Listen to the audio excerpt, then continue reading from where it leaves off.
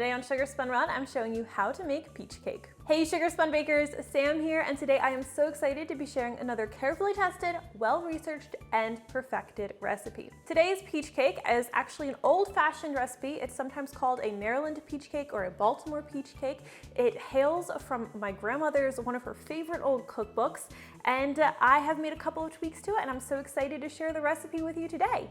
This is a pretty rustic cake, not like the tiered frosted cakes you're probably used to, but I think you're still going to love it. So unlike just about every other cake recipe out there, today's recipe starts with yeast. The base is actually quite similar to a sweetbread.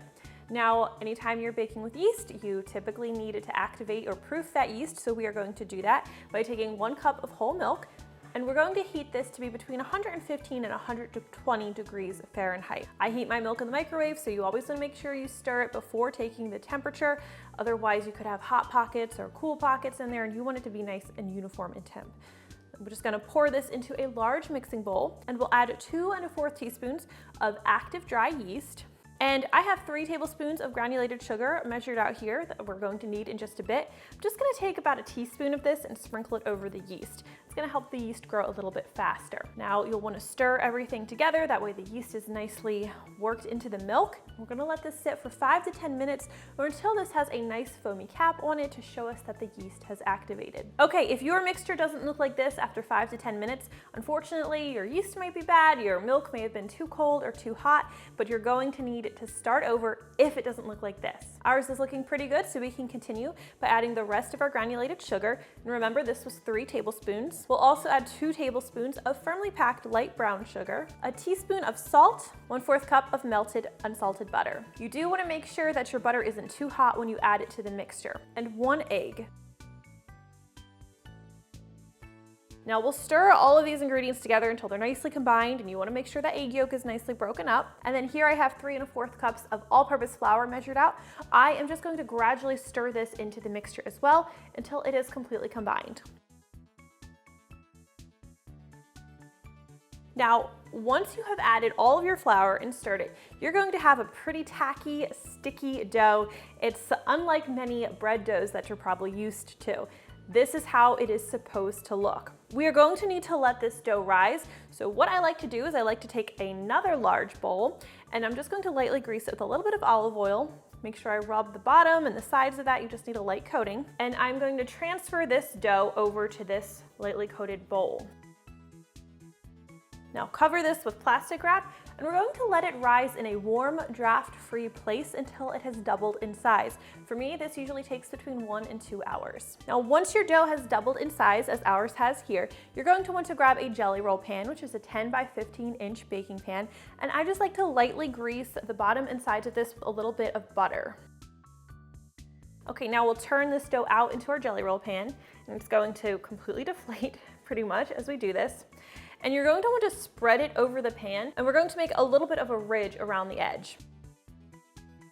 Now you can do this with a spatula or the back of a spoon. If you try to do this with your hands, the dough is really going to stick to you. But when I'm making the edge, I do like to use my fingers, so I'll just gently or briefly tap my fingers in a little bit of flour and use that to help me form the edge without the dough sticking really badly to my fingers. You don't want to use too much flour, just enough to get the job done. All right, so this looks pretty good, and it is a pretty rustic cake, so it doesn't have to look perfect, but we have just knocked just about all of the air out of our dough, and we want our edges to be nice and fluffy, and we want to have a little bit of air in that dough. So what we're going to do is we'll just cover this, and we are going to let it rise again for about 30 minutes or until it's puffed up a little bit again. So while this dough is rising, you can go ahead and get your oven started preheating to 375 degrees Fahrenheit, and you'll also want to grab about 4 peaches, and we'll start slicing these. We're just going to cut the peaches to be about 1/4 inch thick, and I do leave the skins on. It makes for a much prettier peach cake. Now, if you have a really ripe, juicy peach, that's going to give your cake so much flavor. It is a little bit harder to slice, while a really firm peach is usually easier to slice, but it doesn't give you as much flavor, so pick your poison.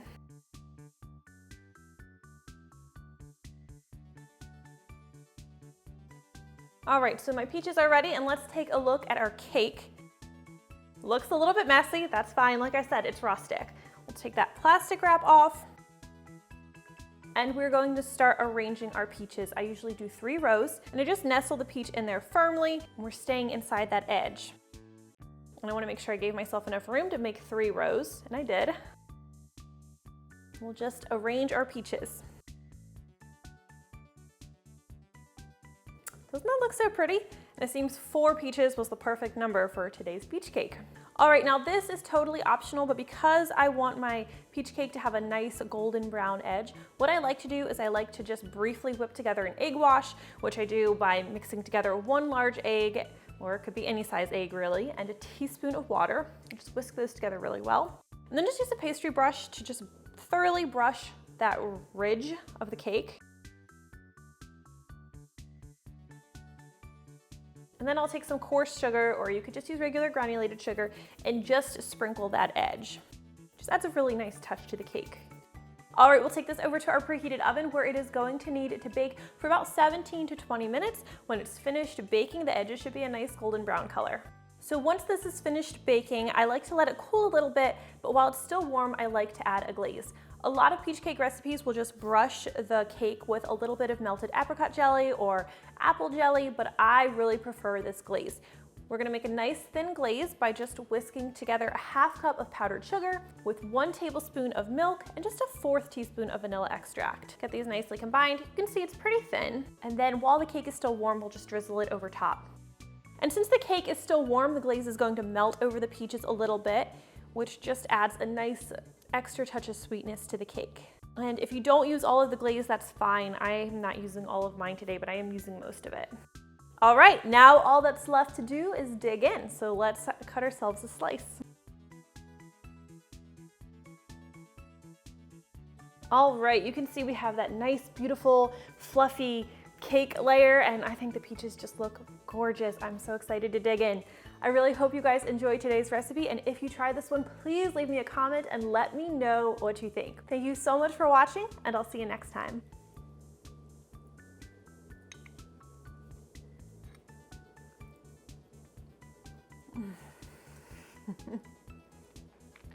That's good.